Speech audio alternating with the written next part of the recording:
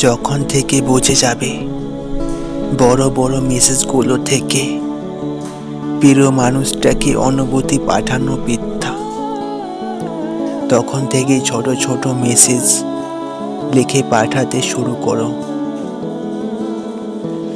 কিছুদিন পর থেকেই কিছু একটা পরিবর্তন দেখতে পাবে।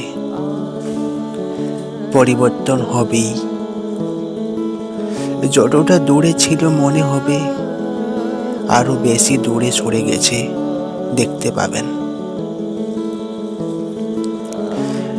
সেটা ভেবে মনে করো সে কিছুটা মুক্তি পেল। এইভাবেই কেটে যাক দিনগুলো।